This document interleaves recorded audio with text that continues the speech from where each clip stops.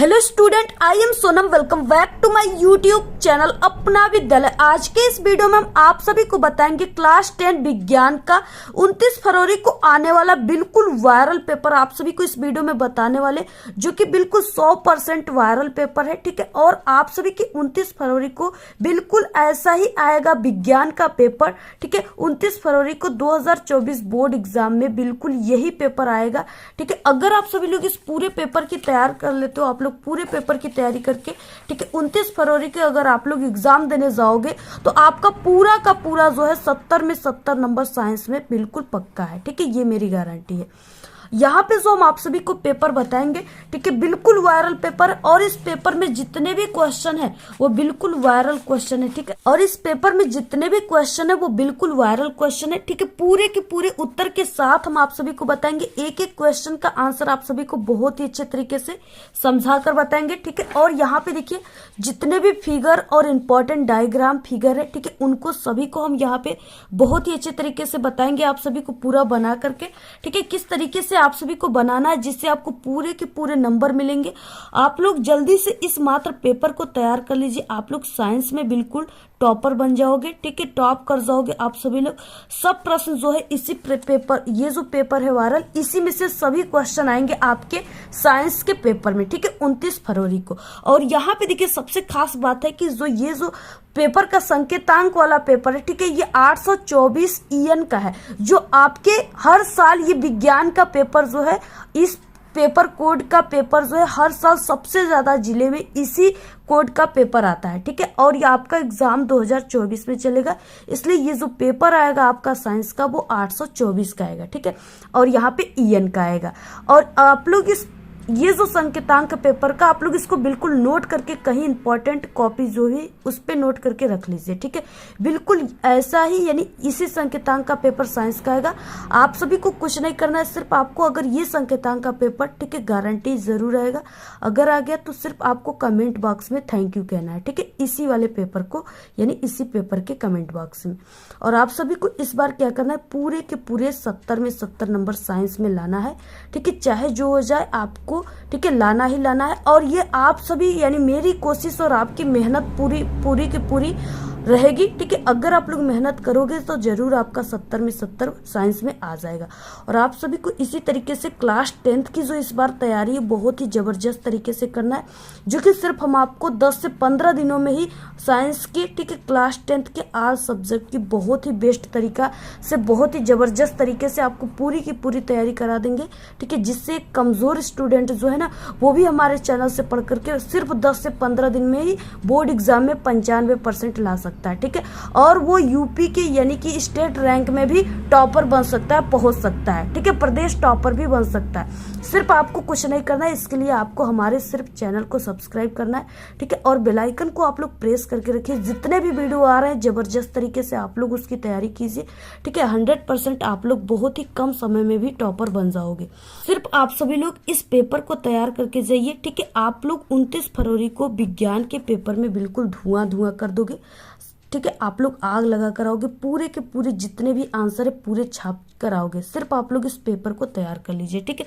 आप सभी को हम बता दें कि आपको 10 सेट हम बताएंगे साइंस के पेपर, ठीक है, जिसमें यानी आपके पास जितना भी टाइम बचा है, आपके एग्जाम बहुत ही करीब आ चुका है 2024 बोर्ड, ठीक है। और जितना टाइम बचा है उसमें सिर्फ आप लोग साइंस के इस 10 सेट को सॉल्व कर लीजिएगा, जो हम आपको बताएंगे, जो कि बिल्कुल वायरल है, ठीक है। और ये आपके NCERT बुक पे आधारित है, सबसे मेन बात, ठीक है। और जो आपका बोर्ड का पेपर बनता है वो सिर्फ NCERT बुक से ही बनता है, ठीक है। और जितना आपको हमारे चैनल पे पेपर मिलेगा सब NCERT पे आधारित रहेगा, ठीक है। आप लोग सिर्फ ये 10 सेट तैयार कर लीजिए। और इससे पहले हमने 2-3 साइंस के सेट को बता चुका। अगर जितने स्टूडेंट नहीं देखे, सबसे पहले आप लोग उस वीडियो को देख लीजिएगा, ठीक है। और इसके बाद 10 सेट को भी पूरे आप लोग, ठीक है, प्रॉमिस के साथ आप लोग पूरे के पूरे जो है 10 सेट को तैयार कर लीजिए। सबसे पहले देखिए आपको यहाँ पे अनुक्रमांक लिखना है, यहाँ पे अपना नाम लिखना है, ठीक है। और ये आपके साइंस के यूपी बोर्ड के पेपर का कोड है, ठीक है। और ये आपका ये 2024 साइंस का पेपर, इसमें जो आपको समय मिलेगा वो 3 घंटे 15 मिनट का समय मिलेगा। 15 मिनट में आपको इस पूरे प्रश्न पत्र को झांक लेना है, ठीक है। किस तरीके से क्वेश्चन आए हुए, कितने नंबर के क्वेश्चन है और आप सभी को कितने क्वेश्चन करना है, ये चीजें देख लेना है। और बाकी 3 घंटे में आपको इस पूरे पेपर को सॉल्व करना है। और अगर आप लोग इस पूरे पेपर की जबरदस्त तरीके से तैयारी कर लिए पूरी की पूरी, तो आपका 70 में 70 नंबर आप लोग बिल्कुल फोड़ कराओगे साइंस में, ठीक है। सबसे पहले निर्देश दिए 15 मिनट आपको प्रश्न पत्र को पढ़ना है। 2 खंड है, ठीक है, खंड अ और खंड ब है। यानी यहाँ पे आपका जो साइंस है वो 3 पार्ट में बटे हुए, फिजिक्स केमिस्ट्री बायोलॉजी, ठीक है। तो तीनों पार्ट से ही इंपॉर्टेंट आपके ऑब्जेक्टिव क्वेश्चन आएंगे और इंपॉर्टेंट आपके यानी क्वेश्चन आएंगे, ठीक है, सब्जेक्टिव क्वेश्चन। तो यहाँ पे ये 3 पार्ट है, यानी ये उपखंडों में बटे हुए हैं इस तरीके से। और ये जो खंड अ है इसमें ऑब्जेक्टिव क्वेश्चन है जो कि 20 ऑब्जेक्टिव क्वेश्चन है, ठीक है। पर क्वेश्चन 1 नंबर का है और आप सभी को इसका आंसर जो है वो MR सीट पे देना है, नीले और काले बाल पॉइंट पेन यानी डार्ट पेन से देना है, ठीक है। और यहाँ पे देखिए सबसे पहले खंड अ है जिसमें बहुविकल्पी क्वेश्चन है और जितने क्वेश्चन हमने आपको बताया वेरी इंपॉर्टेंट है, ठीक है। और अगर आप लोग सिर्फ इस पेपर को सॉल्व कर लिए ना, तो आपको नहीं कोई प्रीवियस ईयर्स पेपर को सॉल्व करने की जरूरत है, नहीं अनसॉल्व्ड पेपर को सॉल्व करने की जरूरत है, ठीक है। और नहीं इसके अलावा आपको कोई वायरल क्वेश्चन भी तैयार करने की जरूरत है, क्योंकि जितना भी हम आपको पेपर बता रहे हैं सभी के सभी इंपॉर्टेंट क्वेश्चन से बने हुए हैं और जितने क्वेश्चन है सभी के आंसर के साथ बता रहे हैं, ठीक है।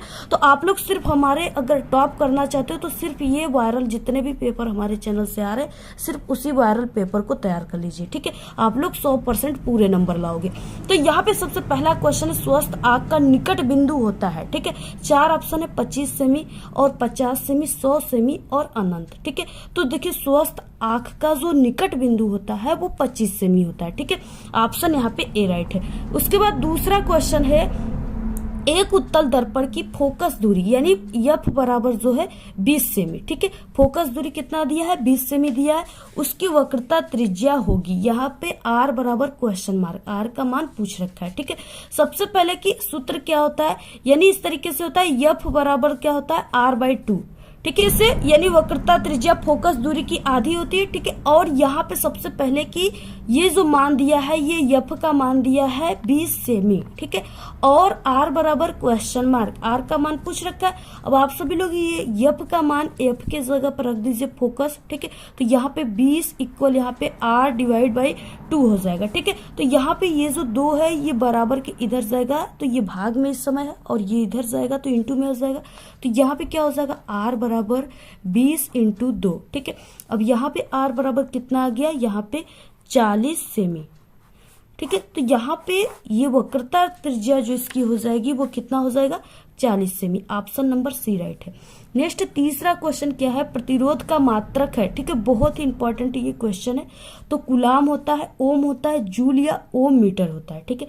तो प्रतिरोध का मात्रक जो होता है ओम होता है और इसकी जो सिंबल होती है कुछ इस टाइप की होती है, ठीक है। आप सभी लोग इस तरीके से याद कर लीजिए। नेक्स्ट है यहाँ पे विद्युत धारा उत्पन्न करने की युक्ति को कहते हैं, ठीक है। जनित्र कहते हैं या गैल्वेनोमीटर कहते हैं या अमीटर कहते हैं, ठीक है, या मोटर कहते हैं। तो यहाँ पे विद्युत धारा जो उत्पन्न करती है उसको अमीटर कहा जाता है, ठीक है। विद्युत धारा को नापते किससे है तो अमीटर से ही नापा जाता है, ठीक है। इसको एमीटर भी कहा जाता है। तो इस तरीके से क्या है अमीटर, ठीक है। ऑप्शन नंबर यहाँ पे सी बहुत ही इंपॉर्टेंट क्वेश्चन है ये। नेक्स्ट है यहाँ पे 5वां क्वेश्चन, एक प्रोटॉन पर विद्युत आवेश की मात्रा होती है, ठीक है। जो प्रोटॉन है उस पर विद्युत आवेश की मात्रा कितनी होती है। प्रोटॉन जो होता है इसमें प्लस में होगा मात्रा, ठीक है। तो प्लस में कहाँ पे, यानी यहाँ पे प्लस है, ठीक है। 1.6 × 10⁻⁻19 कूलाम ये होता है एक प्रोटॉन में विद्युत आवेश की मात्रा। नेक्स्ट है यहाँ पे 6वां क्वेश्चन, यदि फाई इक्वल यानी फाई को चुंबकीय फ्लक्स कहते हैं, ठीक है। और बी जो है वो चुंबकीय क्षेत्र की तीव्रता है तथा ए जो है ये अनुप्रस्थ परिच्छेद का यानी काट का क्षेत्रफल है। तो इसके बीच जो सही संबंध है, ठीक है, वो क्या हो जाएगा। तो यहाँ पे ऑप्शन नंबर यानी कि बी बराबर, ठीक है, 5/A। ऑप्शन नंबर यहाँ पे ए राइट है, ठीक है। यानी यहाँ पे चुंबकीय क्षेत्र की तीव्रता बराबर क्या हो जाएगा चुंबकीय फ्लक्स बटे के यहाँ पे क्षेत्रफल, ठीक है, अनुप्रस्थ परिच्छेद की क्षेत्रफल या क्षेत्रफल। ऑप्शन नंबर ए राइट है। नेक्स्ट है यहाँ पे 7वां क्वेश्चन, उत्तल दर्पण से बनने वाले प्रतिबिंब की प्रकृति है, ठीक है। और देखिए यहाँ पे उत्तल दर्पण जो होता है वो किस टाइप का होता है, तो उत्तल दर्पण जो होता है वो इस टाइप का होता है, ठीक है, यानी इस तरीके से ये क्या है, ये उत्तल दर्पण है ऐसे। अब यहाँ पे क्या है, इसमें बनने वाली जो प्रतिबिंब होती है उसकी प्रकृति क्या होती है, यानी वो आभासी होती है, वास्तविक होती है, सीधा बनता है या उल्टा बनता है, ठीक है। तो वो देखिए जब भी ये जो उत्तल दर्पण है इसमें जब भी प्रतिबिंब बनेगा तो ये आभासी बनेगा और ये सीधा बनेगा, ठीक है, उल्टा नहीं बनता है। तो यहाँ पे क्या है, ऑप्शन नंबर बी राइट है। अब इसके बाद आ गया उपखंड ख, ठीक है। उपखंड ख का मतलब ये केमिस्ट्री से रिलेटेड क्वेश्चन है। आप लोग देख सकते हो कि कितने वायरल क्वेश्चन है। ये जो क्वेश्चन है बहुत ही इंपॉर्टेंट है, ठीक है। जितने क्वेश्चन है इस पेपर में सभी वायरल क्वेश्चन है, ठीक है। और अगर आप सभी लोग इस पेपर को सिर्फ सॉल्व कर लिए, ये आपका जो पेपर है ना, ये पिछले 5 सालों के जो प्रीवियस ईयर्स पेपर है ना उसका ये मुकाबला देगा आपको, ठीक है। यानी अगर आप लोग इसको तैयार कर लिए तो आपको पिछले 5 सालों की जो प्रीवियस ईयर्स पेपर है उसको सॉल्व करने की कोई जरूरत नहीं, ठीक है। क्योंकि ये जो पेपर है ये उसी टाइप का, यानी पूरे आपके जितने भी पेपर है पिछले 5 सालों से सभी से मिला करके, ठीक है, ढूंढ करके ये पेपर बना हुआ है। और ये इसी टाइप से, यानी बोर्ड का पेपर बिल्कुल ऐसे ही बनता है और हम ही सभी टीचर मिलकर के बोर्ड की पेपर को भी बना कर देते हैं। तो इस तरीके से, ठीक है, क्या है, शुद्ध जल का पीएच मान है। शुद्ध जल का पीएच मान कितना होता है, 0 होता है, 1 होता है, 7 होता है या 14 होता है, ठीक है। और सबसे पहले कि देखिए शुद्ध जल का पीएच मान जो होता है ये उदासीन होता है, ठीक है। यानी जल का पीएच मान अम्लीय नहीं होता है, नहीं क्षारीय होता है, ये उदासीन होता है। और इसका जो पीएच मान होता है वो 7 होता है। ऑप्शन यहाँ पे सी राइट है। नेक्स्ट है, निम्नलिखित में से कौन सी धातु साधारण तापीय जल से अभिक्रिया करता है। कौन सा धातु करता है, कॉपर, लोहा, जस्ता, ठीक है, या यहाँ पे ये सोडियम लिखा हुआ है, ठीक है। तो कौन सा धातु करता है, तो वो सोडियम करता है। ऑप्शन नंबर यहाँ पे डी राइट है, सोडियम, ठीक है। इसको यन्य से शो करते हैं। नेक्स्ट है यहाँ पे 10 क्वेश्चन, प्रोपेनेल में क्रियात्मक समूह है। प्रोपेनेल या इसको प्रोपेनल भी आप लोग कह सकते हो, ठीक है। इसमें जो क्रियात्मक समूह होता है वो CHO होता है। क्या होता है, CHO, ठीक है, एकल बांध CHO इसको कह सकते हो। तो यहाँ पे क्या हो जाएगा, ऑप्शन नंबर ए राइट हो जाएगा। नेक्स्ट है, धोने के सोडा का रासायनिक सूत्र है। धोने का सोडा, ठीक है, इसको धावन सोडा भी कहा जाता है। तो यहाँ पे धोने के सोडा का सूत्र यानी जो डिटर्जेंट है उसका सूत्र क्या होता है, उसका सूत्र Na2CO3 10H2O होता है, ठीक है। ऑप्शन नंबर यहाँ पे बी राइट है। नेक्स्ट है यहाँ पे क्वेश्चन 11, कॉपर यानी तांबा का अयस्क है, बॉक्साइट है, मेलेकाइट है, कार्नेलाइट है या सीडेराइट है, ठीक है। कॉपर का अयस्क पूछ रखा है तो वो सीडेराइट है। ऑप्शन नंबर डी राइट है। निम्नलिखित में से जो दुर्बल अम्ल है वो क्या है, ठीक है। HCl जो है वो दुर्बल अम्ल है, या यहाँ पे H, ठीक है, CN है यानी हाइड्रोजन साइनाइड, या HNO3, ठीक है, यानी नाइट्रिक अम्ल, और या H2SO4 इसको सल्फ्यूरिक अम्ल कहते हैं। यानी ये जो सूत्र है ये तेजाब का सूत्र है, ठीक है। तो यहाँ पे दुर्बल अम्ल पूछा है, यानी जो इन सभी से बिल्कुल कमजोर अम्ल है, यानी सबसे कम अम्ल है, वो है यहाँ पे HCl, ठीक है, यानी हाइड्रोक्लोरिक अम्ल। ऑप्शन नंबर ए राइट है। नेक्स्ट है 13, अम्ल से हाइड्रोजन, ठीक है, हटाने वाला धातु है। क्या है, जेडियन है, जिंक या कॉपर है या Ag है, ठीक है, या Hg है, पारा जिसको कहते हैं, ठीक है। तो कौन सा धातु है जो हटाता है, तो वो जेडियन है, जिंक, ठीक है। ऑप्शन ए राइट है। इसके बाद आ गया उपखंड ग, जिसमें बायोलॉजी से रिलेटेड इंपॉर्टेंट ये ऑब्जेक्टिव क्वेश्चन है। 14 क्वेश्चन है, प्रचलित रूप से ऊर्जा गृह कहलाता है, ठीक है। तो ऊर्जा का जो घर है उस क्या किसको कहते हैं, ऊर्जा का घर, ठीक है, वो क्लोरोफास्ट है, यानी क्लोरोफिल जो है पड़हरिम, उसको ऊर्जा का घर कहा जाता है। क्योंकि क्लोरोफिल के कारण ही पत्तियां जो होती है जिसे पड़हरिम कहते हैं, ठीक है, पत्तियां अपनी भोजन सूर्य के प्रकाश में बना पाती हैं। इसके बाद नेक्स्ट क्वेश्चन है 15, मानव बिक का कार्य होता है, ठीक है, श्वसन में, प्रोटीन संश्लेषण में, हार्मोन संश्लेषण में या उत्सर्जन में। तो मानव बिक का जो कार्य होता है वो उत्सर्जन में ये कार्य करता है। ऑप्शन डी राइट है। नेक्स्ट है, केवल प्रोटीन के बने होते हैं, ठीक है, क्लोरोप्लास्ट बने होते हैं या लाइसोसोम्स या प्रायोन्स, ठीक है, या जीन। तो ये जीन जो होते हैं ये प्रोटीन के बने होते हैं। नेक्स्ट है यहाँ पे हीमोग्लोबिन महत्वपूर्ण भूमिका निभाता है, ठीक है। उत्सर्जन में, श्वसन में, पाचन में या वृद्धि में। तो हीमोग्लोबिन जो होता है वो श्वसन में महत्वपूर्ण अपनी भूमिका निभाता है। ठीक है, ये क्या करता है, ऑक्सीजन को फेफड़े के अंदर लाता है और इसके बाद ऑक्सीजन को यानी कार्बन डाइऑक्साइड जो चीजें है उसको फेफड़े से बाहर निकालता है। ठीक है, ये क्या करता है यानी श्वसन का कार्य करता है। इसके बाद देखिए नेक्स्ट 18 क्वेश्चन, पौधे में कायिक प्रवर्धन के लिए कौन सा भाग अधिक अनुकूल है। ठीक है, तना है, पत्ती है, जड़ या प्रकलिका है। ठीक है, तो वो तना है, यानी कायिक बोला गया है, यानी पेड़ पौधे जो होते हैं उसके यानी किसी भी भाग से, जैसे उसका डंठल हो गया, ठीक है, तो उसके डंठल, पत्ते या किससे सबसे अधिक यानी अनुकूल होता है तो वो तना होता है। ठीक है, तने से जो होता है पौधे का, यानी कोई ऐसे हो गया जैसे गुलाब का हो गया ना पौधा, अगर आप सभी लोग उसके तने को काट कर लगाएंगे तो उससे क्या हो जाएगा, फिर से एक नया गुलाब के पौधा हो जाएगा। ठीक है, तैयार हो जाएगा। तो इस तरीके से तना हो गया। नेक्स्ट है यहाँ पे क्वेश्चन 19, एक द्विसंकर का दर्श पारूप होता है। ठीक है, तो वो 9 संबंधे 3 संबंधे 3 संबंधे 1 होता है। यहाँ पे द्विसंकर पूछ रखा है, तो यहाँ पे ऑप्शन नंबर सी। मनुष्य में गुणसूत्रों की संख्या कितनी होती है, 44, 45, 46 या 47। ठीक है, तो ये 46 होती है। तो इस तरीके से ये 20 ऑब्जेक्टिव क्वेश्चन थे जो बहुत ही इंपॉर्टेंट है, आप लोग इसको तैयार कर लीजिएगा। इसके बाद आता है खंड ब, जिसमें वर्णनात्मक प्रश्न है, और ये उपखंड क सबसे पहले शुरू होता है, यानी फिजिक्स से रिलेटेड क्वेश्चन सबसे पहले क्वेश्चन रहेगा। क्वेश्चन में दिया है कि एक लेंस की फोकस दूरी की गणना कीजिए। ठीक है, यानी फोकस दूरी की आपको गणना करना है। यदि उसकी क्षमता जो है कितना दिया है, यानी P का मान, पहला जो डायोप्टर है वो कितना दिया है, P1 या डायोप्टर आप लोग D1 मान सकते हो इसको, तो वो यहाँ पे -2.0 डायोप्टर दिया हुआ है। ठीक है, और यदि यानी एक डायोप्टर प्लस एक डायोप्टर की क्षमता वाला लेंस इसके साथ जोड़ दिया जाए तो जो संयुक्त लेंस की फोकस दूरी एफ है वो कितनी हो जाएगी। ठीक है, यहाँ पे पूछ रखा है, और ये जो है ये 4 नंबर का क्वेश्चन है।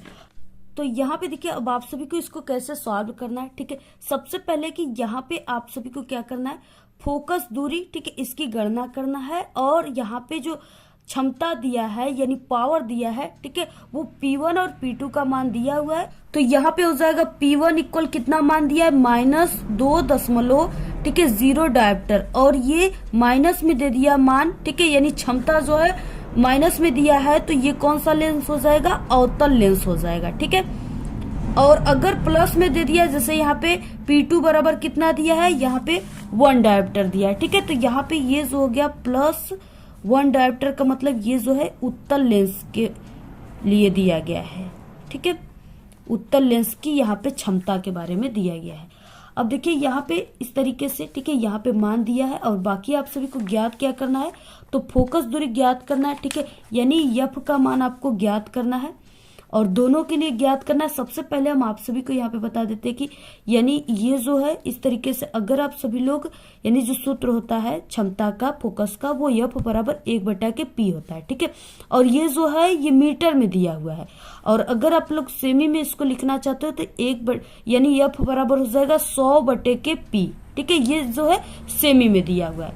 तो यहाँ पे हम इसके फोकस का मान जो है इसको हम सेमी में अगर निकालेंगे, ठीक है, तो क्या हो जाएगा, सबसे पहले कि हम पहले वाले फोकस का मान निकालेंगे, यानी तो यहाँ पे F1 बराबर क्या हो जाएगा, 100/K, क्या हो जाएगा यहाँ पे 100/K, और यहाँ पे P1 का मान, यानी पहले मान जो दिया है वो कितना है, -2.0 दिया है, तो यहाँ पे हो जाएगा -2.0। ठीक है, अब इसको जब हम सॉल्व करेंगे तो यहाँ पे F1 बराबर कितना हो जाएगा, देखिए इस यहाँ पे एक अंक पे दशमलव है, ऊपर नीचे हम कितना का गुणा करेंगे, यहाँ पे 10 का ऊपर नीचे। ठीक है, गुणा भाग करेंगे तो ये हो जाएगा, यहाँ पे कितना हो जाएगा, 1 शून्य बढ़ जाएगा।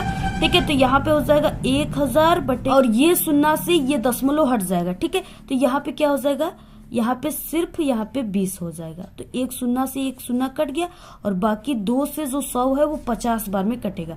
F1 बराबर जो आ गया यहाँ पे वो माइनस हमारा 50 सेमी आ गया। ठीक है, और मान ऋणात्मक में आया हुआ है। ठीक है, क्योंकि ये जो लेंस था ये कौन सा है, अवतल लेंस है, तो इसका जो फोकस दूरी होता है वो माइनस ऋणात्मक होता है। तो ये पहले कि हम F1 के बारे में निकाले हैं, और इसके बाद हमें F2 का मान निकालना है। F2 बराबर क्या हो जाएगा, यहाँ पे 100 बटा के इसका F2 का मान कितना दिया है, यानी इसमें जो क्षमता है P2 उसका मान 1 डायोप्टर है। ठीक है, इसी सूत्र पे हम रख रहे हैं, इस वाले फॉर्मूला पे। ठीक है, तो यहाँ पे क्या हो जाएगा, यानी यहाँ पे P2 का मान रख रहे हैं 1, तो यहाँ पे F2 बराबर कितना आ जाएगा, ये तो पूरा यानी कि 100 सेंटीमीटर आ जाएगा। ये प्लस में आएगा क्योंकि ये उत्तल लेंस के लिए। अब यहाँ पे हमारा पहला फोकस और दूसरा फोकस निकल गया, और क्वेश्चन में पूछ रखा था कि संयुक्त लेंस की फोकस दूरी। संयुक्त लेंस की फोकस दूरी के जो सूत्र होता है वो 1 बटा के F बराबर 1 बटा के F1 प्लस 1 बटा के F2 होता है। ठीक है, तो यहाँ पे 1 बटे के F बराबर क्या हो जाएगा, F1 का मान क्या है, यहाँ पे -50 है तो 1 बटा के -50 हो जाएगा, और प्लस यहाँ पे हो जाएगा 1 बटा के F2 का मान 100 दिया है तो यहाँ पे 1 बटा के 100 हो जाएगा। ठीक है, अब यहाँ पे हम इसका 100 ले लेते हैं एलसीएम, और यहाँ पे क्या हो जाएगा, यानी ये जो 50 है ये 100 को कितने बार में कटेगा, 2 बार में। ठीक है, 50 के 50, 50 दूना 100, तो यहाँ पे -2 हो जाएगा, यानी 2 बार में काट रहा है, और प्लस यहाँ पे 100 जो है 100 कम 100 हो गया तो यहाँ पे 1। अब यहाँ पे क्या हो गया, माइनस, यहाँ पे 2 में से 1 गया तो -1 बटा के 100 आ गया। ठीक है, अब यहाँ पे 1 बटा के F बराबर -1 बटा के 100। अब इसको हम F बराबर कितना लिख सकते हैं, यहाँ पे -100 सेमी। ठीक है, तो इस तरीके से संयुक्त लेंस की जो फोकस दूरी आ जाएगी वो -100 सेमी आ जाएगी। ठीक है, आपको इसी तरीके से पूरा सॉल्व करना है। आप लोग पूरा स्क्रीनशॉट ले लीजिए, बहुत ही अच्छे तरीके से हम आपको पूरे के पूरे इसी तरीके से समझा कर बताएंगे। सिर्फ आप सभी लोग वीडियो को लाइक कीजिएगा। ठीक है, सबसे पहले आप लोग जितने भी स्टूडेंट इस वीडियो को देख रहे हैं, सबसे पहले आप लोग वीडियो को लाइक कर दीजिए, और आप लोग 1000 इस वीडियो पे 1000 प्लस लाइक आप लोग जरूर कराइएगा। ठीक है, इतना आप लोग इस वीडियो को अपने सभी दोस्तों में शेयर कीजिएगा। इसके बाद देखिए नेक्स्ट क्वेश्चन क्या है, नेक्स्ट है यहाँ पे दूसरा, 15 सेमी फोकस दूरी के किसी उत्तल दर्पण से कोई वस्तु जो है वो 10 सेमी दूरी पर रखी गई है। ठीक है, तो प्रतिबिंब की जो स्थिति है वो क्या हो जाएगी, प्रकृति जो है वो क्या हो जाएगी, इसको आपको ज्ञात करना है। ये 4 नंबर का क्वेश्चन है। ठीक है, अब देखिए आप सभी को सॉल्व कैसे करना है इसको।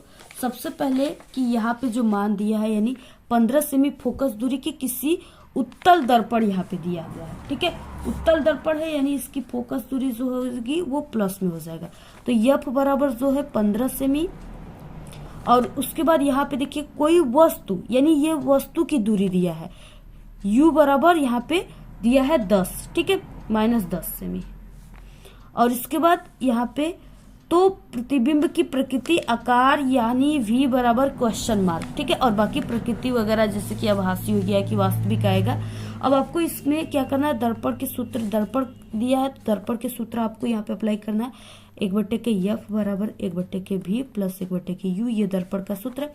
इसी से अब आप सभी को सॉल्व करना है। ठीक है, मान दिया है सबसे पहले 15, तो आपको रख देना है 15 बराबर 1 बटा के V का मान कुछ नहीं है, अपनी जगह पर है, प्लस यहाँ पे। ठीक है, यहाँ पे 1 बटा के U का मान, यहाँ पे दूरी को हमेशा ऋणात्मक में रखते हैं तो यहाँ पे -10 है। ठीक है, तो यहाँ पे 1 बटा के -10, यहाँ पे आप लोग, ठीक है, ये जो प्लस है इसकी जगह आप लोग यहाँ पे ये माइनस भी ऐसे लिख सकते हो, बाकी प्लस और माइनस मिलकर माइनस ही बनेंगे। तो यहाँ पे क्या हो जाएगा, 1 बटा के 15 जो है ये अपनी जगह पर है, बाकी ये जो 1 बटा के -10 है ये जब बराबर के इधर आएगा तो ये +10 हो जाएगा। ठीक है, 1 बटा के +10 बराबर 1 बटा के V, इसको आप लोग इस तरीके से लिख सकते हो, 1 बटा के V बराबर 1 बटा के +15 प्लस यानी 1 बटा के 10। अब आप लोग इसका एलसीएम ले लीजिए, यहाँ पे हम 30 ले लेते हैं। ठीक है, और यहाँ पे 15 दूना के 30 और प्लस यहाँ पे 10 तिहाई 30 होता है, तो यहाँ पे हो गया 5 बटे के 30। ठीक है, 5 बटे 30 यानी 1 बटा के V बराबर 5 बटे 30 आ गया। ठीक है, और यहाँ से अगर हम V बराबर निकालेंगे तो यहाँ पे V बराबर क्या हो जाएगा, 30 बटे के 5, और ये कट जाएगा इससे, 5 6 का 30, और V बराबर कितना आ गया, 6 सेमी। ठीक है, यहाँ पे इतना आंसर आ जाएगा। पूरा आप लोग इसी तरीके से सॉल्व कीजिएगा। बाकी इसके अगर हम प्रकृति का बात करें तो ये जो है ये यहाँ पे किस में आया हुआ है, प्लस में आया हुआ है, तो इसकी प्रकृति जो हो जाएगी आभासी हो जाएगी, और ये जो प्रतिबिंब बनेगा वो सीधा बनेगा। ठीक है, और ये जब ये आभासी और सीधा बन रहा है तो ये उत्तल दर्पण में यानी कि ये दर्पण के पीछे बनेगा। ठीक है, तो इस तरीके से आप सभी को पूरा सॉल्व करना है। ऐसे ही आप लोग पूरा स्क्रीनशॉट ले लीजिए और इसमें से यानी दर्पण से रिलेटेड आपके एग्जाम में जरूर 2-3 क्वेश्चन जो है सिर्फ न्यूमेरिकल के रूप में आएंगे और एक क्वेश्चन जो रहेगा वो रेखा यानी आपको रेखा खींचने के लिए आएगा, ठीक है, डायग्राम खींचने के लिए आएगा। तो ये तो हम किरण आरेख खींचने के लिए, तो ये तो हम कई पेपर में बता चुके हैं और अब इस पेपर में जो है न्यूमेरिकल वाले क्वेश्चन है, ठीक है। इसके बाद यानी न्यूमेरिकल वाले भी क्वेश्चन, सभी टाइप के क्वेश्चन मिलेंगे। तो देखिए यानी कभी कभी कई साल के यानी किसी साल के पेपर में न्यूमेरिकल ही 2-3 दे देते हैं, ठीक है, और किसी साल के पेपर में क्या है कि न्यूमेरिकल और जो सब्जेक्टिव क्वेश्चन है उसको दे देता है, ठीक है। तो इस तरीके से आपको न्यूमेरिकल भी तैयार करना है, क्योंकि न्यूमेरिकल जो है वो अथवा नहीं होता है, उसको भी आपको करना है। हमने कई ट्रिक बताया है जिससे आप लोग बहुत ही अच्छे तरीके से, आसान तरीके से कर सकते हो न्यूमेरिकल। आप लोग हमारे चैनल पे विजिट करके देख लीजिएगा। नेक्स्ट है 2 ओम, 3 ओम तथा 6 ओम के प्रतिरोधों को किस प्रकार संयोजित, ठीक है, समायोजित करेंगे कि संयोजन का कुल प्रतिरोध 4 ओम आएगा। यानी कैसे उसको हम किस क्रम में जोड़ेंगे जिससे पहले में 4 ओम आएगा और दूसरे में 1 ओम आना चाहिए। तो अब देखिए इसको कैसे हम करेंगे। सबसे पहले हमें 4 ओम प्राप्त करना है, ठीक है। तो हम यहाँ पे जो 2 ओम है, 3 ओम है और 6 ओम है, इसको हम क्या करेंगे कि सबसे पहले हम समांतर क्रम में इसको जोड़ेंगे, ठीक है, समांतर क्रम, और इसको पास क्रम भी कहते हैं। तो सबसे पहले हम इसको जोड़ लेते हैं, यानी कि ये जो यहाँ पे 3 ओम है और 6 ओम है, इसको हम समांतर क्रम में जोड़ेंगे और इसके बाद जितना यहाँ पे निकलेगा, जो भी मान आएगा जोड़ने के बाद, ठीक है, उसको हम क्या करेंगे, उसमें हम ये जो 2 ओम बचा ना, इसको हम इसमें जोड़ करके इसको फिर से श्रेणी क्रम में जोड़ देंगे। सबसे पहले हम ये 3 ओम और 6 ओम को किस में जोड़ेंगे, पास क्रम में यानी समांतर क्रम में। तो यहाँ पे क्या हो जाएगा, यानी कि यहाँ पे 1/r' बराबर 1/r1 प्लस 1/r2 इस सूत्र से लगेगा, ठीक है। अब यहाँ पे क्या हो जाएगा, यहाँ पे 1/r1 की जगह हमें 3 ओम और 6 ओम को ही सिर्फ हम क्या कर रहे हैं, समांतर क्रम में जोड़ रहे हैं, और 2 ओम के प्रतिरोध को ये जो निकलेगा उसके जो भी मान निकलेगा उसके साथ इस 2 ओम के प्रतिरोध को श्रेणी क्रम में जोड़ देंगे। तो यहाँ पे क्या हो जाएगा, 1/r' बराबर 1/3 प्लस 1/6। अब इसका हम 6 ले लेते हैं एलसीएम, तो यहाँ पे हो जाएगा 3 दूना के 6 प्लस 1 6 कम 6, ठीक है, यानी यहाँ पे 3/6 आ जाएगा। अब यहाँ पे हम r' बराबर अगर लिखेंगे तो ये 6/3 हो जाएगा, ठीक है, और ये इससे कट गया 2 बार में, तो r' बराबर यानी r' बराबर, ठीक है, r' बराबर कितना आ गया यहाँ पे 2 ओम, r' बराबर कितना आ गया 2 ओम आ गया, ठीक है, इतना आ गया। अब इसके बाद इस 2 ओम को हम क्या करेंगे, हमने बताया कि ये जो 2 ओम है इसके साथ ये जो मान आएगा इसको हम श्रेणी क्रम में जोड़ देंगे। तो यहाँ पे 2 ओम और ये 2 ओम को हम किस में जोड़ेंगे, श्रेणी क्रम में जोड़ेंगे, ठीक है। श्रेणी क्रम में जोड़ने पर आप लोग इस तरीके से लिख लीजिएगा, जितना चीजें हमने बोल रहा है, ठीक है, आप लोग लिख लीजिएगा उसको। इसको लिखने में हमें बहुत ज्यादा टाइम लगेगा जिससे वीडियो लंबी भी हो सकती है, तो इसलिए अब देखिए इसको दोनों को हम जब श्रेणी क्रम में जोड़ेंगे, श्रेणी क्रम का जो सूत्र होता है वो क्या होता है, यानी r, ठीक है, r यहाँ पे डैश बराबर या r इक्वलेट बराबर भी हम निकाल सकते हैं। यहाँ पे हो जाएगा, इसको हम ये जो ओम है, ठीक है, इसको r' मान लेंगे और प्लस यहाँ पे इस ओम को 2 ओम को हम यहाँ पे जोड़ेंगे। r' का मान हमारा यहाँ पे 2 ओम आया हुआ है, r' का मान, तो यहाँ पे r इक्वलेट बराबर क्या हो जाएगा 2 ओम प्लस यहाँ पे 2 ओम, ये टोटल कितना हो जाएगा, r इक्वलेट बराबर 4 ओम हो जाएगा, ठीक है। तो इस तरीके से हमारा क्या हो गया, पहला आंसर आ गया, यानी ये जो पहला आंसर था 4 ओम, तो ये 4 ओम आ गया। इसके बाद हमें 1 ओम लाना है, ठीक है, दूसरे नंबर में हमें 1 ओम लाना है। अब 1 ओम के लिए हमें क्या करना पड़ेगा, तो सबसे पहले कि 1 ओम के लिए, ठीक है, यानी ये जो इस तरीके से यहाँ पे प्रतिरोध दिए हुए हैं 2 ओम, 3 ओम और 6 ओम, ठीक है, और इसके बाद जो अभी निकाले हमने प्रतिरोध यहाँ पे जो निकाला हुआ है, ठीक है, 4 ओम, इसको हम क्या करेंगे, इसको सभी को हम समांतर क्रम में जोड़ देंगे, ठीक है। तो यहाँ पे क्या हो जाएगा, यानी इसको हम समांतर क्रम में जोड़ेंगे तो 1/r बराबर क्या हो जाएगा, इस सभी को हम रख देंगे। ठीक है, यहाँ पे जितने भी दिए थे सबसे पहले इसको 1/2, ठीक है, और प्लस 1/3 प्लस 1/6 और प्लस यहाँ पे जो ये निकला है, ठीक है, आर इक्वलेट यानी पूरा जो प्रतिरोध है ये कितना निकला है, 4 निकला है। तो यहाँ पे देखिए अब दूसरा में क्या है, 1 ओम प्राप्त करना है। ठीक है, 1 ओम प्राप्त करने के लिए हम ये 2 ओम 3 ओम 6 ओम जो ये 3 प्रतिरोध दिए हैं इसको हम क्या कर देंगे, समांतर क्रम में जोड़ देंगे। ठीक है, तो यहाँ पे दूसरा हो जाए और इसको हम समांतर क्रम में जोड़ेंगे। तो ये अब यहाँ पे इसको हम किस में जोड़े हैं, समांतर क्रम में जोड़े हैं। ठीक है, अब यहाँ पे देखिए क्या हो जाएगा, 1/r बराबर 1/2 प्लस 1/3 प्लस 1/6। इसका हम जब एलसीएम लेंगे तो इसका 6 ले लेते हैं, 2 6 प्लस 3 दूना के 6 प्लस 6 कम 6। ठीक है, 2 6 और 3 दूना की 6, 6 कम 6। तो इस तरीके से ये 6/6 आ गया। ये दोनों इससे मर जाएंगे, ठीक है, कट जाएंगे, r बराबर 1 ओम आ गया। तो इस तरीके से ये हो गया। ठीक है, आपको इसी तरीके से सॉल्व करना है, पूरा ऐसे ही आंसर आएगा स्क्रीनशॉट लेकर। ठीक है, आपको इसी तरीके से दोनों आंसर लाना है, 1 ओम और 4 ओम। और इसी टाइप के देखिए क्वेश्चन आपके पेपर में आते हैं। ठीक है, इसके बाद देखिए नेक्स्ट अथवा क्वेश्चन, ठीक है, ये भी 4 नंबर का है। देखिए हम आप सभी लोगों के लिए बहुत मेहनत कर रहे हैं, यानी ये जो वीडियो बन रही है ना, ये रात को वीडियो बन रही है। ठीक है, 12 बजे 2 बजे ऐसे रात की वीडियो बन रही है, इतना मेहनत है। और बोर्ड एग्जाम देना है आपको, लेकिन देखिए मेहनत हम कर रहे हैं। ठीक है, इसलिए आप सभी लोग भी यानी अगर हम 80% मेहनत कर रहे हैं तो आप लोग को 100% करना है। ठीक है, तभी आप लोग एग्जाम में टॉपर बन पाओगे। तो इस तरीके से आप लोग वीडियो को शेयर कीजिए अपने सभी दोस्तों में। ठीक है, व्हाट्सएप ग्रुप पे जरूर शेयर कीजिए, टेलीग्राम ग्रुप पे। अथवा क्या है, किसी चालक के प्रतिरोध से क्या तात्पर्य है, ये किन किन कारकों पर निर्भर करता है। ठीक है, तो देखिए आप सभी को हम यहाँ पे बता देते हैं, आप लोग कॉपी, ठीक है, जब भी आप लोग वीडियो देखा करिए तो कॉपी पेन लेकर बैठा कीजिए, जो भी इंपॉर्टेंट चीज है उसे आप लोग नोट कर लिया करिए। तो देखिए अब आपको यहाँ पे हम बता देते हैं, आप लोग इसके बारे में लिख लीजिएगा। देखिए किसी चालक का जो प्रतिरोध है उससे क्या तात्पर्य है। ठीक है, किसी चालक का प्रतिरोध वो गुणधर्म है जिसके कारण जो उसमें प्रवाहित धारा है, ठीक है, यानी विद्युत धारा का विरोध कर सकता है, जिसके कारण वो प्रवाहित होने वाली विद्युत धारा का विरोध कर सके, उसे चालक का प्रतिरोध कहते हैं। ठीक है, ये किन किन कारकों पर निर्भर करता है, तो ये चालक के लंबाई पर निर्भर करता है, R प्रोपोर्शनल L। ठीक है, और चालक के अनुप्रस्थ काट के क्षेत्रफल पर निर्भर करता है, R प्रोपोर्शनल 1/A।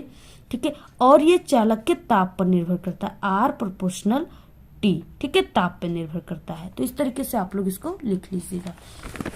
इसके बाद नेक्स्ट है देखिए चौथा क्वेश्चन, यहाँ पे दिए गए परिपथ में आपको गणना करना है। किसका किसका करना है, 3 बिंदु दिए, तीनों बिंदु का करना है।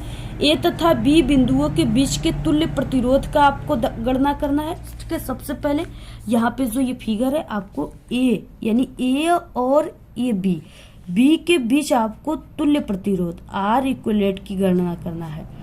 तो सबसे पहले आप सभी को ए और बी के बीच तुल्य प्रतिरोध निकालना है बिंदु। तो पहले में आप सभी को लिखना है ए वो, ठीक है, और यहाँ पे बी के बीच, तो यहाँ पे ए और बी के बीच आप सभी को तुल्य प्रतिरोध निकालना है। तुल्य प्रतिरोध, ठीक है, सबसे पहले आप सभी को निकालना है। तो यहाँ पे क्या हो जाएगा, यानी आप सभी लोग इसको आर डैश मान सकते हो। आर डैश बराबर क्या हो जाएगा, यानी जो भी दिया है यहाँ पे ए और बी के बीच दिया है, तो सबसे पहले कि देखिए हम ए और सी के बीच निकालेंगे। ठीक है, यहाँ पे हम सबसे पहले ए और सी के बीच निकालेंगे, इसके बाद हम ए और बी के बीच निकाल लेंगे। तो ए और सी के बीच 2 प्रतिरोध दिया है। ठीक है, इसको आर डैश मान लेते हैं। आर डैश बराबर 1/R1 प्लस 1/R2 आप लोग मान सकते हो। अब यहाँ पे आर डैश बराबर 1/R1 की जगह 1/4। यहाँ पे ए और सी के बीच सबसे पहले निकाल रहे, तो इसमें 2 ही प्रतिरोध जुड़े हुए और दोनों एक दूसरे के समांतर में जुड़े हुए। ठीक है, यानी ये यहाँ पे है और इसके ऊपर समांतर में ये जुड़ा हुआ है। अब ये समांतर क्रम में जुड़े हुए दोनों, तो समांतर क्रम के सूत्र के लिए ये फॉर्मूला यूज होता है। ठीक है, तो अब यहाँ पे 1/4 प्लस 1/4। अब ये दोनों जो है नीचे के हर समान है, तो यहाँ पे ऊपर की जो चीजें होती है वो जुड़ जाती है। ठीक है, तो 4 हो गया यहाँ पे और ये दोनों जुड़ करके 2 हो गया। तो 1/R डैश बराबर क्या हो गया, यहाँ पे 2/4। अब यहाँ पे R डैश बराबर क्या हो जाएगा 4/2 और इससे ये कट जाएगा। R डैश बराबर क्या हो गया 2 ओम। R डैश बराबर 2 ओम आ गया। ठीक है, अब ये 2 ओम जो है और ये जो 4 ओम है, ठीक है, अब ये 2 ओम और 4 ओम किस में हो गए श्रेणी क्रम में हो गए। ठीक है, यानी ये दोनों, अब ये 4 ओम जो थे अब ये सिर्फ इस तरीके से होकर के 2 ओम हो गए और बाकी यहाँ पे एक जुड़ा हुआ है ये 4 ओम का है। ठीक है, अब देखिए ये दोनों एक ही तार से जुड़े हुए हैं और बिल्कुल यानी श्रेणी में जुड़े हुए एक। ठीक है, तो इस तरीके से इसमें अब आपको ये दोनों प्रतिरोध श्रेणी क्रम में जुड़े हैं, अब आपको श्रेणी क्रम में इनको जोड़ना है। श्रेणी क्रम के लिए सूत्र जो हो जाएगा वो R बराबर 1/R1 प्लस 1/R2 होता है। आप सभी लोग जानते हो, कई बार हमने बता चुका है। तो R बराबर क्या हो गया, ठीक है, R डैश इसको मान लीजिए आप लोग। तो R डैश का मान जो है यहाँ पे 2 ओम आया हुआ है, 2 ओम प्लस R2 यानी यहाँ पे जो दिया है ये वाला प्रतिरोध। अब आपको इसको रखना है तो ये 4 हो गया। अब ये R बराबर क्या हो गया टोटल 6 ओम आ गया। ठीक है, ये 6 ओम आ गया। अब इसके बाद ये तो था, यानी ये जो निकला है यहाँ से ये A वो C के बीच प्रतिरोध निकला है, C के बीच। ठीक है, ये किसके किसके बीच निकल गया, A और C के बीच निकल गया। ठीक है, आप लोग इसको नोट कर लीजिएगा, ये A वो C के बीच निकल गया। प्रतिरोध टोटल 6 ओम आएगा। अब इसके बाद इसमें दूसरा में क्या बोला है बिंदु में कि धारा का मान यानी I का मान। ठीक है, धारा का मान, I का मान क्या हो जाएगा यहाँ पे दूसरे पॉइंट में, धारा यानी सूत्र क्या होगा I बराबर क्या होता है V/R होता है। अब यहाँ पे देखिए वोल्ट का मान यहाँ पे दिया हुआ है 6 वोल्ट। ठीक है, और बाकी यहाँ पे R का मान हमने यहाँ पे निकाला हुआ है। टोटल पूरे यानी जो है धारा का मान हमें पूछ रखा है पूरे जितने भी प्रतिरोध है सभी में। तो ये हो जाएगा V का मान 6 और बटे के R का मान यहाँ पे हमने निकाला है 6, तो ये कट करके I बराबर 1 हो गया, 1 एम्पियर। ठीक है, अब इसके बाद तीसरा पॉइंट है वो A वो C बिंदुओं के बीच विभवांतर निकालना है। तीसरा पॉइंट में है, आप लोग इसको लिखते जाइएगा। ठीक है, A वो C के बीच क्या करना है, यहाँ पे हम लिख देते हैं V लिख देते हैं सिर्फ। ठीक है, यानी आप लोग लिख लीजिएगा यहाँ पे विभवांतर निकालना है हमें। तो अब यहाँ पे A और C के बीच विभवांतर क्या हो जाएगा, देखिए A और C के बीच यानी जो ये 4 ओम प्रतिरोध है सिर्फ इसके बीच आपको निकालना है, इस ओम जो है इसके बीच नहीं निकालना है। ठीक है, तो ये 4 ओम प्रतिरोध को जोड़ने के बाद जोड़ने पे हमें क्या मिला है, तो यहाँ पे इस 4 ओम प्रतिरोध को जोड़ने के बाद यहाँ पे हमें 2 ओम मिला है। तो अब यहाँ पे जो हम मान रखेंगे यानी V बराबर क्या हो जाएगा I/R फॉर्मूला होता है। तो यहाँ पे जो हम ये R का मान रखेंगे ये 2 रखेंगे। ठीक है, क्योंकि हमें A और C के बीच ही पूछ रखा है, सिर्फ B के बीच नहीं पूछा है। तो यहाँ पे क्या हो जाएगा V बराबर I का मान 1 है इंटू R का मान 2 है। ठीक है, तो यहाँ पे V बराबर क्या हो गया 2 वोल्ट। ठीक है, ये इसका आंसर हो गया। आपको इसी तरीके से पूरा सॉल्व करना है, आप लोग इसका स्क्रीनशॉट ले लीजिए। ठीक है, आंसर 2 वोल्ट आ जाएगा। जैसे हमने यहाँ पे लगाया हुआ है आपको उसी तरीके से पूरा ऐसे ही लगाना है। आप लोग स्क्रीनशॉट ले लीजिए पूरा का। बाद देखिए नेक्स्ट क्वेश्चन, अथवा कांच के प्रिज्म के द्वारा श्वेत प्रकाश के वर्ण विक्षेपण की परिघटना उपयुक्त किरण आरेख खींचकर स्पष्ट कीजिए। इसको हमने अभी कल ही साइंस के पेपर जो बताया उसमें हमने इसको सॉल्व कराया, आप लोग उस पेपर को जाकर देख लीजिएगा। ठीक है, इसके बाद नेक्स्ट है देखिए उपखंड ख है और इसमें क्या है, सबसे पहले ये 5 का क दिया है। निम्नलिखित यौगिकों का आपको संरचना सूत्र लिखना है। ठीक है, संरचना सूत्र इसमें लिखना है आपको प्रोपेनॉल 2 का। अब प्रोपेनॉल दिया है यानी इसमें एल्कोहलिक समूह लगा हुआ है। ठीक है, और वो दूसरे नंबर पे लगा है, एल्कोहलिक समूह में OH आता है। और यहाँ पे पेंटेनल है यानी इसमें CHO समूह लगा हुआ है। ठीक है, नल समूह लगा हुआ है सबसे पहले। और पेंट किसको कहते हैं, एक कार्बन को मेथेन, दूसरे को एथेन, तीसरे को ठीक है प्रोपेन, चौथे को ब्यूटेन और 5वें कार्बन को पेंटेन कहते हैं। यानी इसमें कार्बन की संख्या जो रहेगी वो 5 रहेगी। ठीक है, और प्रोपेनॉल यहाँ पे प्रोपेनॉल है, इसमें कार्बन की संख्या सिर्फ 3 रहेगी। अब चलिए संरचना यहाँ पे हम बनाते किस तरीके से संरचना बनेगा। तो यहाँ पे पहले वाले में हमने बताया 3 कार्बन रहेगा, 3 कार्बन आपको लिख देना है, इसके बीच ऐसे एकल बांध लगा देना है, ठीक है। इसके बाद इनके सभी सिरों से जो है हाइड्रोजन को कस देना है, ठीक है। ऐसे हाइड्रोजन जो है इसमें कस गए। यहाँ पे आप लोग इसको आप लोग, ठीक है, सी और यहाँ पे इसके एच भी लिख सकते हो, और यहाँ पे आप सभी लोग इसमें अगर एच नहीं लिखना चाहते हो तो आप लोग CH3 यहाँ पे लिख सकते हो, ठीक है। यानी इससे ये ऐसे CH3 से जुड़ा रहेगा। ये यहाँ पे 2 ऑल है, यानी दूसरे नंबर पे अल्कोहलिक समूह जुड़ा हुआ है, तो इसको पहला कार्बन मान लेते हैं, ठीक है। और ये भी पहला है, यानी इसको हमने ये पूरे को इस प्रकार से हमने लिख सकता है, ये बताया, ठीक है। और यानी पहले कार्बन, दूसरा इसको, तीसरा इसको मानना है। तो इस कार्बन से जो है क्या जुड़ा रहेगा, OH जुड़ा रहेगा, क्योंकि नंबर 2 दिया है, तो यहाँ पे आपको अल्कोहलिक समूह OH को जोड़ देना है। तो इस तरीके से पहला संरचना बनाना है। दूसरा है पेंटेनल। पेंटेनल का मतलब इसमें कितने कार्बन रहेंगे, कार्बन की संख्या 5 रहेगी। सबसे पहले कार्बन की संख्या आप सभी को ऐसे बना लेना है, ठीक है, 5।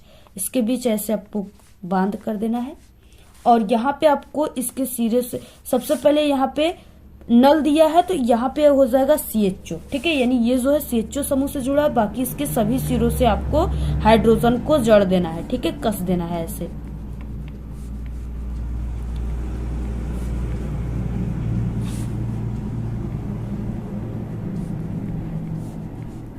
तो इस तरीके से ये बिल्कुल खुली श्रृंखला बन गया, ठीक है। यानी ये संरचना सूत्र, इसको संरचना सूत्र कहते हैं। तो इस तरीके से आपको दोनों को बनाना है। यहाँ पे 1 2 3 4 5 कार्बन है, इसलिए इसको, और यहाँ पे अल समूह जुड़ा हुआ है, तो इसलिए इसे पेंटेनल कहा जाता है। इसके बाद दूसरा है यहाँ पे निम्नलिखित अभिक्रियाओं को संतुलित रासायनिक समीकरण आपको लिखना है, ठीक है। और आपको यहाँ पे रासायनिक समीकरण किस तरीके से लिखना है, यहाँ पे हो जाएगा, यानी यहाँ पे जिंक दिया है तो जिंक को जेडियन कहते हैं, और सिल्वर नाइट्रेट दिया है, ठीक है। तो इसका सूत्र होता है AgNO3। नाइट्रेट दिया है, यानी NO3 की 3 संख्या रहेगी, और यहाँ पे क्या हो जाएगा, यानी इस तरीके से रिएक्शन करके जिंक नाइट्रेट बनाएगा, ठीक है। इसका सूत्र होता है ZnNO3 का होल ट्वाइस, ये जिंक नाइट्रेट बनाएगा, ठीक है, इस तरीके से।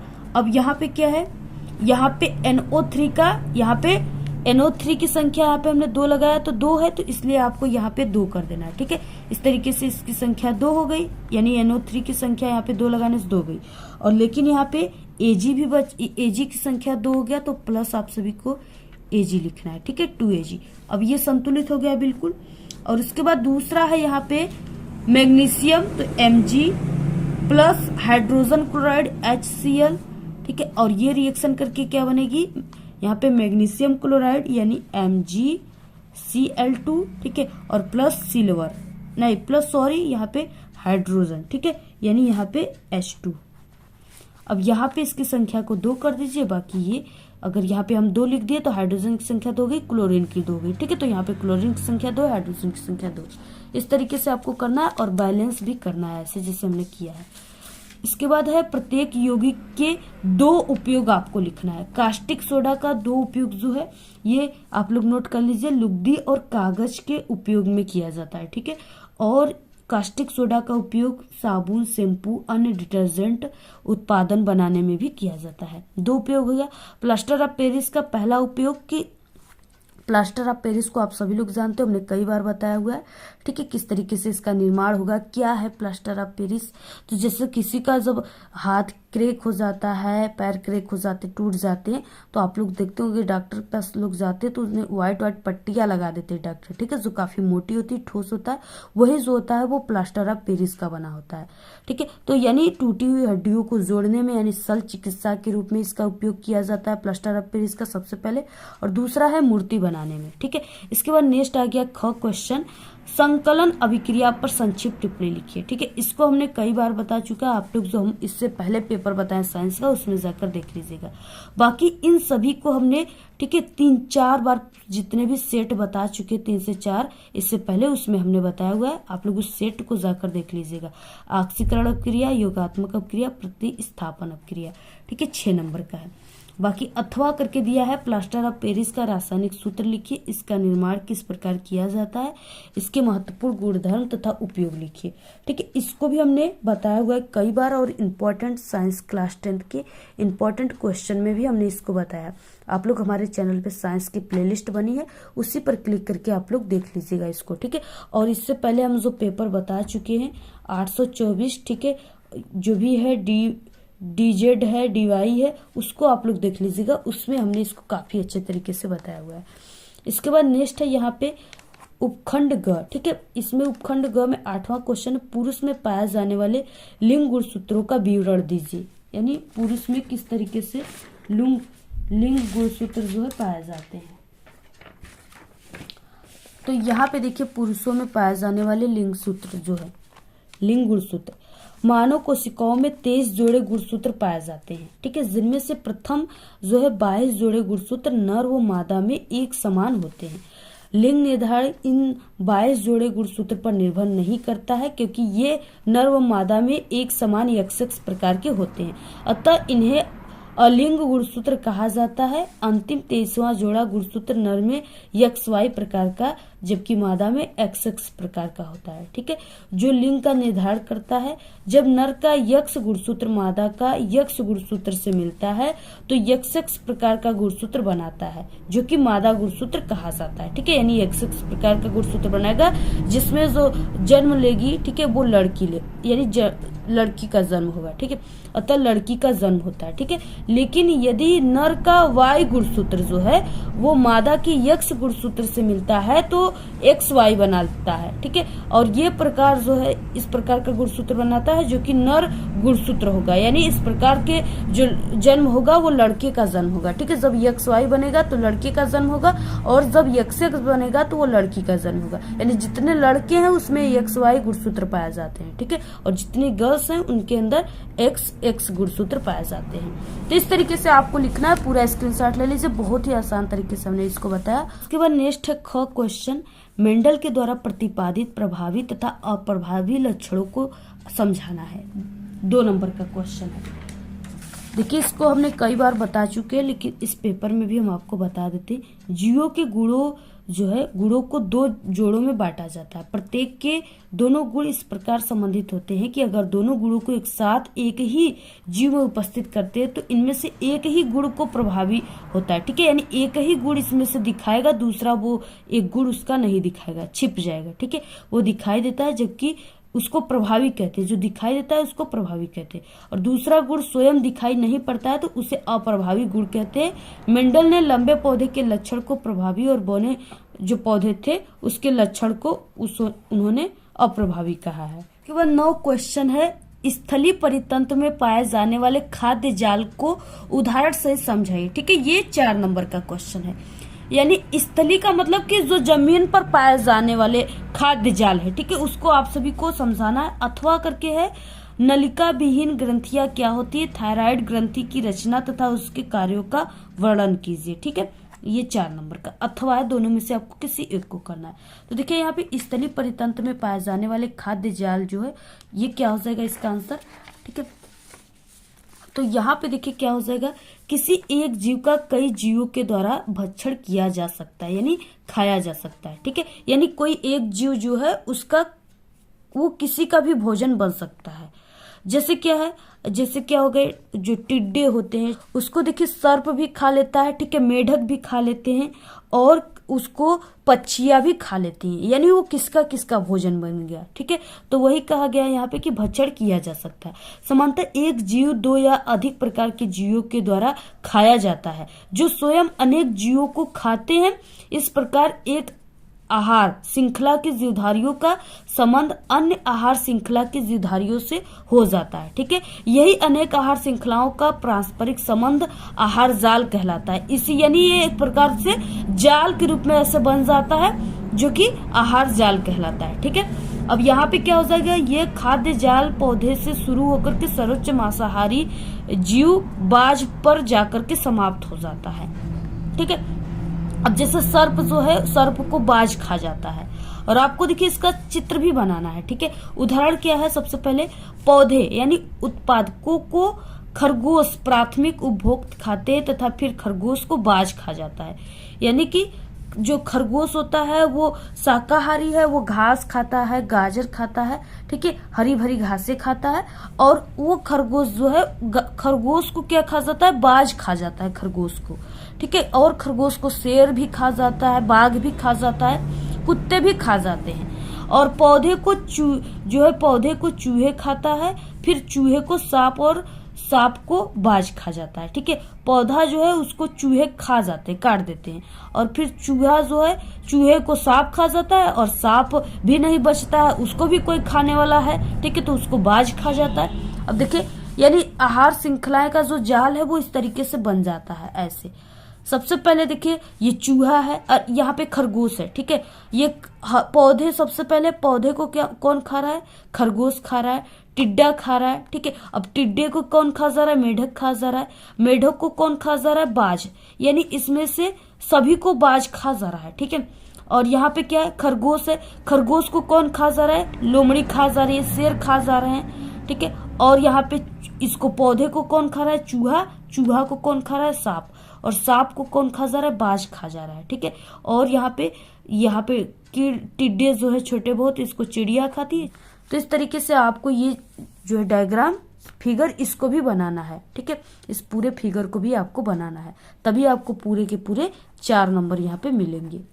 इसके बाद नेक्स्ट क्वेश्चन है 10वां, मनुष्य में दोहरे परिसंचरण की व्याख्या कीजिए, ठीक है। इसको भी हमने जो इससे पहले हम वायरल पेपर बता चुके हैं उसमें हमने बताया हुआ है, आप लोग उसको देख लीजिएगा, 4 नंबर का है। नेक्स्ट है मेंडल के नियमों की उदाहरण सहित आपको व्याख्या करना है।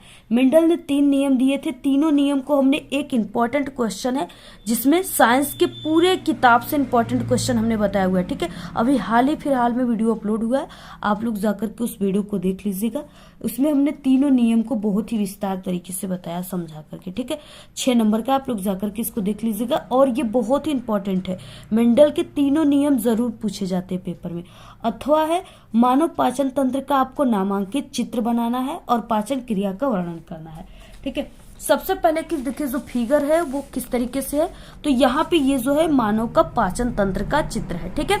और यहाँ पे यानी जीवा से लेकर के, मुख से लेकर के ये गुदा द्वार तक रहेगा, और इसमें जितनी भी प्रक्रिया होती है उसमें पाचन क्रिया होती है, ठीक है।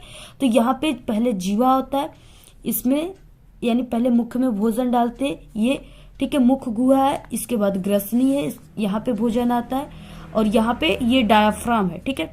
इसके बाद ये अमाशय है, इसमें भोजन आता है, और इसके बाद यहाँ पे जो है ये पीत रस है, और ये भंडारण करता है, पीत रस यानी यहाँ पे जो है ये भंडारण करता है, ये पित्त नलिका है, और यहाँ पे जो है ये यकृत है, ठीक है। इस तरीके से भोजन जाता है ऐसे, और यहाँ पे इस तरीके से ये क्षुद्रांश है, ठीक है, क्षुद्रांश है, और ये अग्नाशय है यहाँ पे, और यहाँ पे है भेद्रांत, और सबसे लास्ट में यहाँ पे जो है ये गुदाद्वार है, ठीक है, जहां से उत्सर्जन की प्रक्रियाएं होती है। तो सबसे पहला यहाँ पे दिया है, यानी किस तरीके से सबसे पहले भोजन की पाचन की प्रक्रिया शुरू होती है, ठीक है। सबसे पहले हम लोग भोजन को कहाँ पे लेते हैं, सबसे पहले मुख में लेते हैं, ठीक है।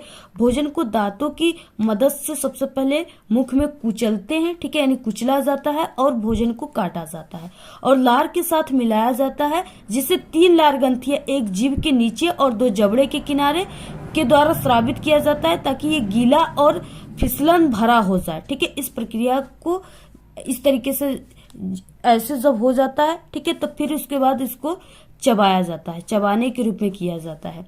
यानी जब इसको चबाया जाता है ना, तो ये 3 ग्रंथियां जो होती है वो सक्रिय हो जाती हैं, ठीक है, जिससे कि भोजन में लार मिल जाते हैं। इसके बाद लार में एमाइलेज होता है, ठीक है, जो जटिल कार्बोहाइड्रेट को तोड़ता है, अगले भाग तक पहुंचाने में मदद करती है। तीसरे में है कि नरम भोजन फिर एक लहर जैसी गति में अन्न प्रणाली से गुजरता है, जिसे पेरिस्टाल्टिक गति के रूप में जाना जाता है। पेट में भोजन गैस्ट्रिक जूस, ठीक है, यानी अमाशय रस और डिल के साथ मिल जाता है, और HCl, ठीक है, भोजन पेप्सिनोनेज जैसे पाचन एंजाइम की मदद से सरल पदार्थों में टूट जाता है, ठीक है। और जबकि मलगम पेट की दीवारों की रक्षा करता है, जो पेट से भोजन रिंग जैसी मांसपेशियों की मदद से छोटी आंतों में जाता है, जिन्हें पाइलोरिक ठीक है। स्फिंक्टर्स कहा जाता है जो एक समय में केवल थोड़ा सा भोजन पारित करने की अनुमति देते हैं। छोटी आंत में अग्नाशय, यकृत और छोटी आंत के द्वारा क्या होता है, स्रावित रस की मदद से कार्बोहाइड्रेट, प्रोटीन, वसा टूट जाते हैं। यकृत से पित्त रस की मदद से वसा को छोटे ग्लोब्यूल जैसे रूपों में परिवर्तित किया जाता है। इस प्रक्रिया को पैसीकरण के रूप में जाना जाता है। अग्नाशयी रस में जो है ट्रिप्सिन एंजाइम होता है जो कि प्रोटीन को तोड़ता है, और लाइपेज होता है जो वसा को तोड़ता है। ठीक है। छोटी आंत का पिछला भाग क्षारीय प्रकृति का होता है और कार्बोहाइड्रेट के पाचन में मदद करता है।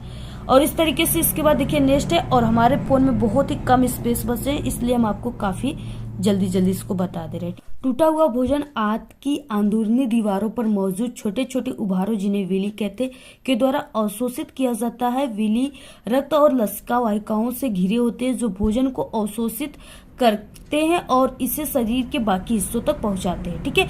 अंत में भोजन बड़ी आंत में चला जाता है जहां अधिकांश पानी भोजन से निकल दिया जाता है और फिर गुदा के माध्यम से शरीर से बाहर निकल जाता है। ठीक है। उसके बाद देखिए यहाँ पे नेक्स्ट है, यानी ये पूरे जो फिगर है ना, इसी के बारे में यहाँ पे पूरी पाचन की क्रिया इसी में हो रही है, तो इसी के बारे में हम आपको बता रहे हैं। नेक्स्ट यहाँ पे ख, यानी इसमें ख जो है पॉइंट ये कि आंत में भोजन का अवशोषण कैसे होता है। तो छोटी आंत में छोटी उंगली जैसे उभार होते हैं जिन्हें विली कहा जाता है। ये खाद्य पदार्थों के अवशोषण के लिए सतह क्षेत्र को बढ़ाता है जिससे रक्त वाहिकाओं से अत्यधिक आपूर्ति होती है। ठीक है।